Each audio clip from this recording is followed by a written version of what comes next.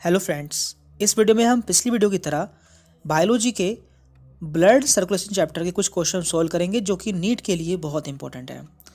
तो पहला question, blood clotting corpuscle is. Blood clotting corpuscle होता है थ्रोम्बोसाइट, मोनोसाइट, लिम्फोसाइट या फिर इरिथ्रोसाइट।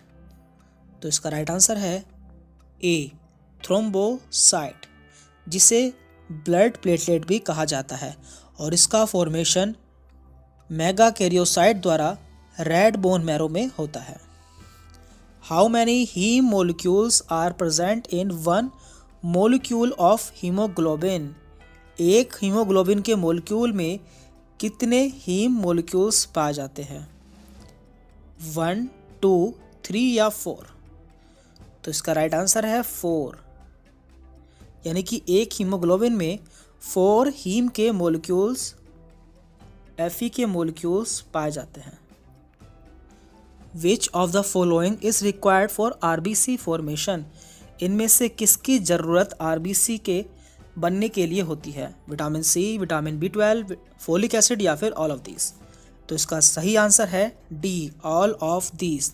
तो इन सभी की ज़रूरत आरबीसी के फॉर्मेशन के लिए बनती है, क्योंकि आरबीसी का फॉर्मेशन रेड बोन मैरो में होता है और अपनी प्रारंभिक अवस्था में आरबीसी में न्यूक्लियस पाया जाता है और बाद में धीरे धीरे जैसे आरबीसी मैच्योर होती है, vitamin C, vitamin B12, folic acid द्वारा उस न्यूक्लियस को ख़त्म कर दिया जाता है, इसलिए इन्हें मैचुरेशन फैक्टर भी कहा जाता है।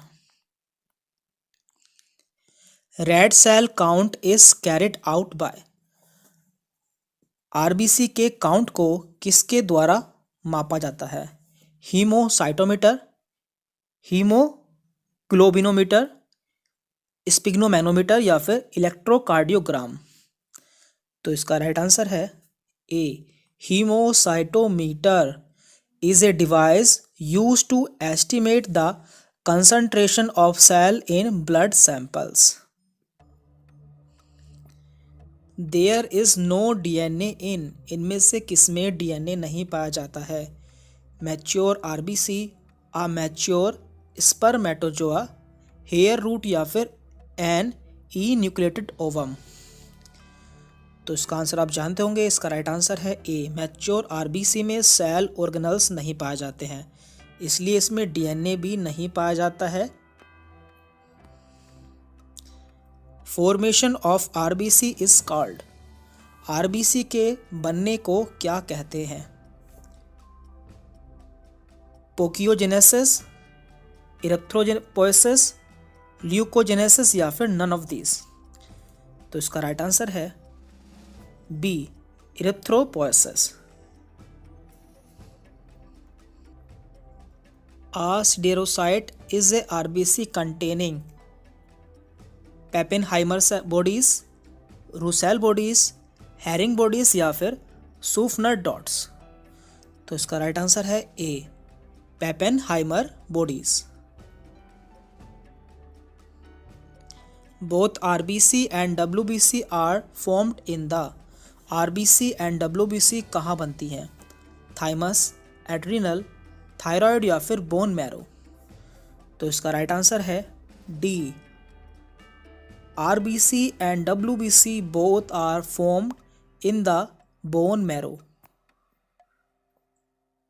A matured mammalian RBC is unusual because it exhibits diapedesis, it is colorless, it has no nucleus या फिर it can change its shape? तो इसका आंसर आप जानते हैं, क्योंकि it has no nucleus, RBC के पास अपना खुद का न्यूक्लियस नहीं होता है। PH of blood is. Blood की पीएच होती है greater than 7, range between 7 to 8, less than 7 या फिर नन ऑफ दीज? तो इसका राइट आंसर है बी। तो blood is a slightly alkaline fluid जिसकी पीएच 7.4 होती है, इसलिए इसका राइट आंसर होगा B, range between 7 to 8। Blood plasma contains percent water. तो ब्लड प्लाज्मा में कितने परसेंट वाटर पाया जाता है? 60, 80, 90 या 98? तो इसका राइट आंसर है ए 60%।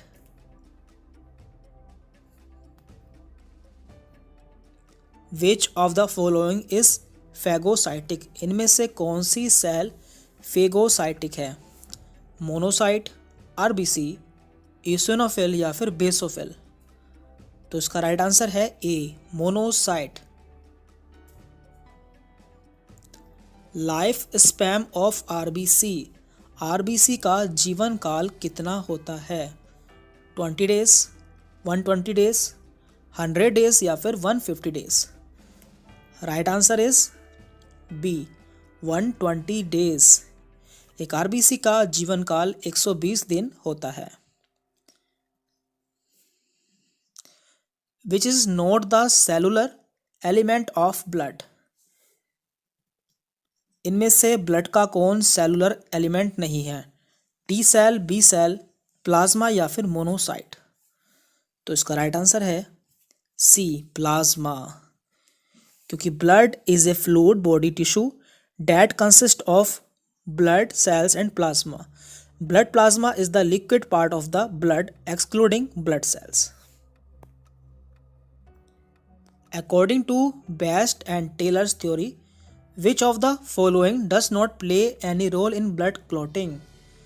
बेस्ट एंड टेलर की थ्योरी के अनुसार इनमें से कौन ब्लड क्लॉटिंग में हेल्प नहीं करता?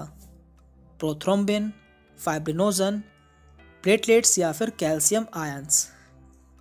तो राइट आंसर है सी प्लेटलेट्स। तो बेस्ट एंड टेलर की थ्योरी के अनुसार प्लेटलेट्स ब्लड क्लॉटिंग में रोल प्ले नहीं करता।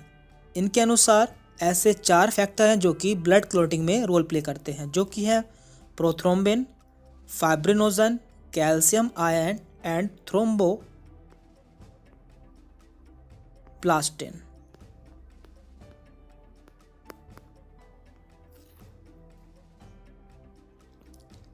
Which vitamin helps in blood coagulation?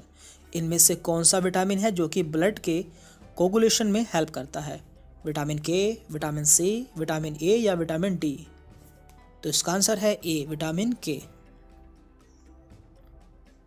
Which one of the following plasma protein is involved in the coagulation of blood? इनमें से कौन सी प्लाज्मा प्रोटीन ब्लड के कोगुलेशन में हेल्प करती है? एल्बुमिन, सीरम एमाइलेज, ग्लोबुलिन या फिर फाइब्रिनोजन? तो इसका राइट आंसर आप जानते होंगे, इसका राइट आंसर है डी फाइब्रिनोजन, जो कि एक प्लाज्मा प्रोटीन है और ब्लड के कोगुलेशन में हेल्प करती है। और इसका नेचर स्लाइटली एल्कलाइन होता है। In the clotting mechanism pathway thrombin activates factor. Clotting mechanism के पाथवे में थ्रोम्बिन किन फैक्टर्स को एक्टिवेट करता है? तो थ्रोम्बिन फाइब्रिनोजन को एक्टिव फाइब्रिन में कन्वर्ट कर देता है, साथ में फैक्टर 11, फैक्टर 5 एंड फैक्टर 8 को भी वह एक्टिवेट कर देता है। इसलिए इसका राइट आंसर होगा A factor 11, factor 8 and factor 5। Which of the following blood cells help in blood coagulation? इनमें से कौन सी ब्लड सेल ब्लड के कोगुलेशन में हेल्प करती है? आरबीसी, लिम्फोसाइट, थ्रोम्बोसाइट या फिर बेसोफिल? तो ये क्वेश्चन कई बार रिपीट हुआ है। इसका आंसर है सी थ्रोम्बोसाइट, जिसे कि ब्लड प्लेटलेट्स भी कहा जाता है।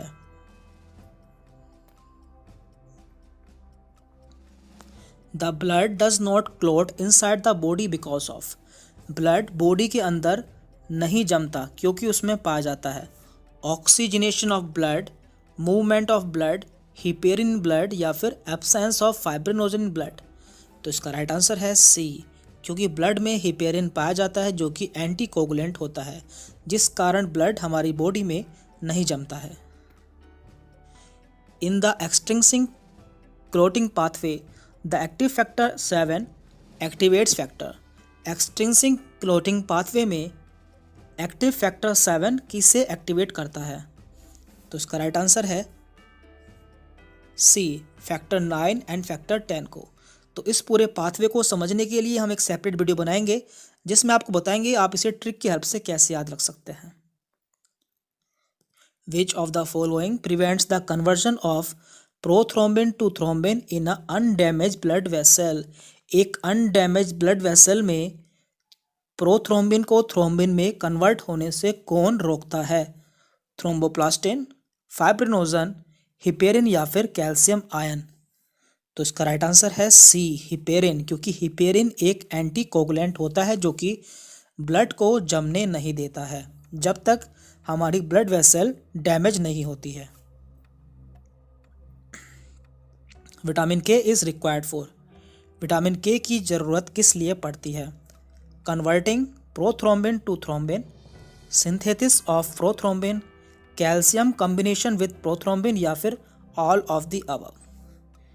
तो इसका राइट आंसर है B, synthesis of prothrombin. Prothrombin को बनाने के लिए विटामिन के की ज़रूरत पड़ती है। तो देखिए इस वीडियो में हमने ब्लड के क्वेश्चन कंप्लीट कर लिए हैं। आगे वीडियो में हम हार्ट के क्वेश्चन देखेंगे जिसमें हम हार्ट के वाल्व से रिलेटेड क्वेश्चन को देखेंगे। तो उससे पहले आपको ये चार्ट भी याद कर लेना है जिसमें वाल्व ऑफ हार्ट्स दिए हैं एंड उनकी लोकेशन दी हुई है। तो ये सभी आपको आगे वीडियो में काम आएंगे।